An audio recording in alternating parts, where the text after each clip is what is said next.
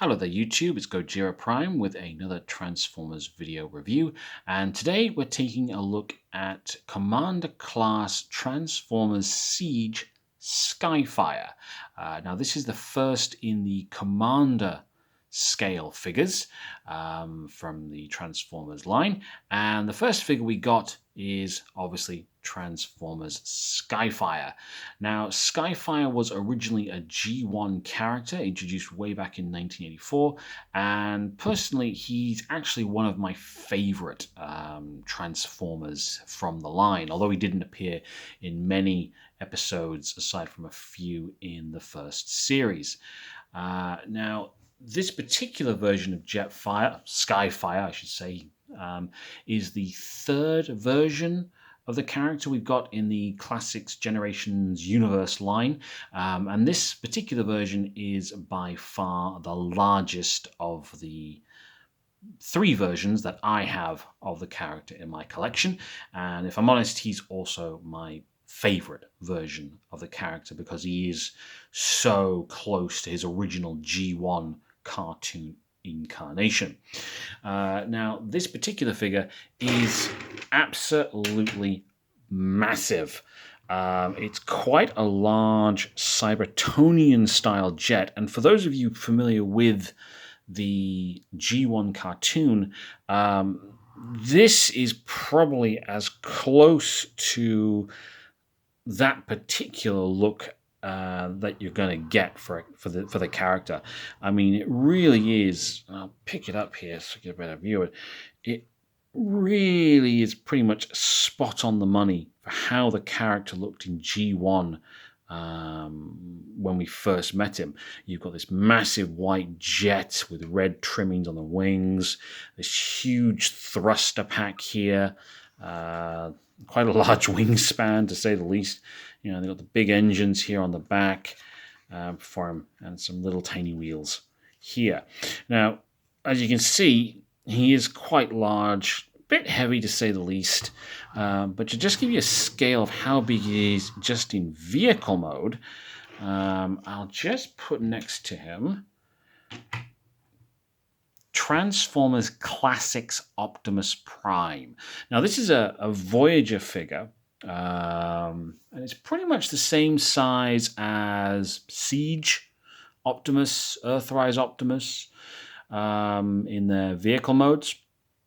And you can see just how big in vehicle mode he actually is. He totally dwarfs a Voyager scale figure, and to be honest, he's bigger than, you know, he's a lot bigger than most leader class figures that I've come across as well. This commander class kind of like fills in the gap between a leader and a Titan class figure. So we'll just have a closer look at the jet mode before I put him into robot mode for you.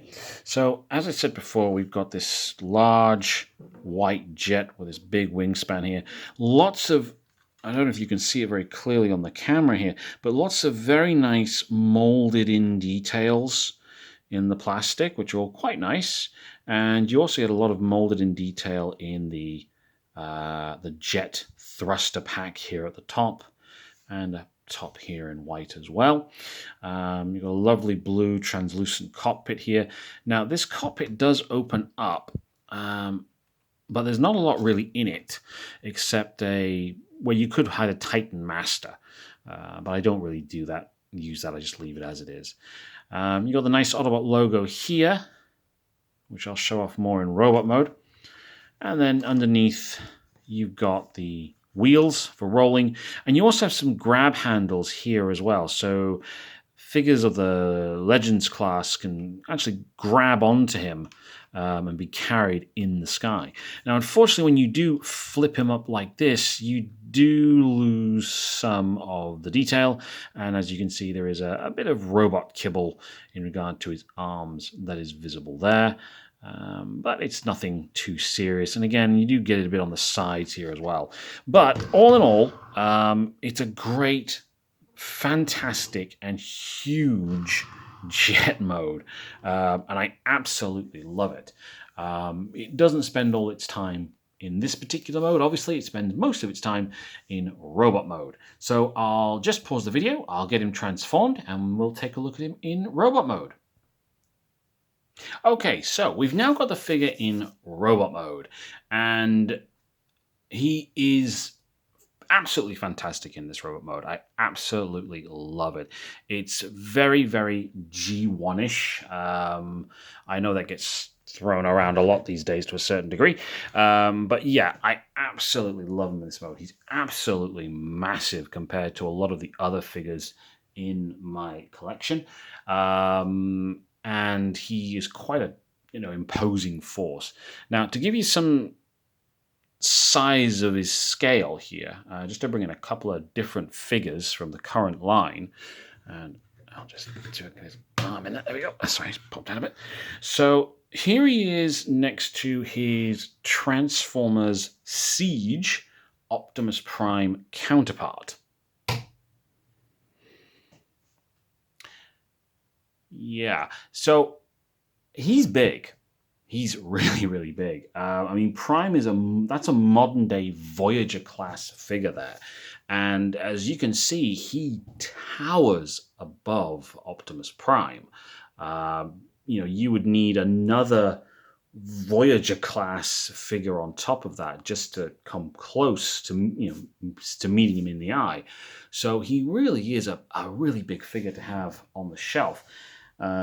Just to give you another comparison, here he is next to another figure I reviewed recently, Transformers Selects Leader Class Optimus Prime. So he is bigger than a Leader Class figure in the current line. And, it gives you some idea of how big this figure is. The only thing bigger than this is a Titan class figure, and the Titan class figure is probably twice the size of Skyfire here. So it just gives you an idea of just how big this figure is on the shelf. So it is really, really, really quite impressive. Just to move Optimus out of the way for now. Now, the figure does come with a few accessories. The main accessory that I use, obviously, is this big double-barrel laser cannon. He does also come with a face mask to go over his face and a piece of armor to go over his chest. Now, these are harkbacks to, or homages to his origins as a toy, because the original Skyfire was actually imported from the Macross line originally, and then repainted in these colors to make G1 Jetfire. Didn't look anything like the character in the show, but I had that toy as a kid, and it was really, really fantastic. You had all these red armor plated bits that went on it and all sorts.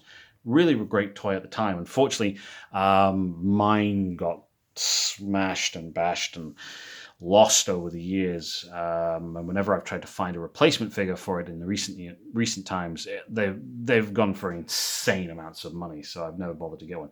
But for me, this figure is perfect in its representation of G1 Skyfire. Now, he does also have one other little gimmick, which is the badge. If I just bring the figure up a bit closer, hopefully it will. There we go. So you've got his badge here, and what you can do is you can just push the badge in a bit further, rotate it around, and you get a Decepticon symbol. Now, this is also another harkback to the G1 cartoon, where Skyfire was discovered first by the Decepticons, frozen in ice, and temporarily joined their ranks, but later went on to join the Autobots when he learned the true nature of the Decepticons and that of his old friend Starscream. So we'll just put that back there. So just to go over some of the details in robot mode, you've got this wonderful head sculpt here, which is very reminiscent of the G1 character. Lovely silver face, a bit of blue highlighting there on the eyes and on the top of the head. And then again, you just got all this wonderful body paneling that's intermolded into the the figure. There's very little in regard to the paint on this figure.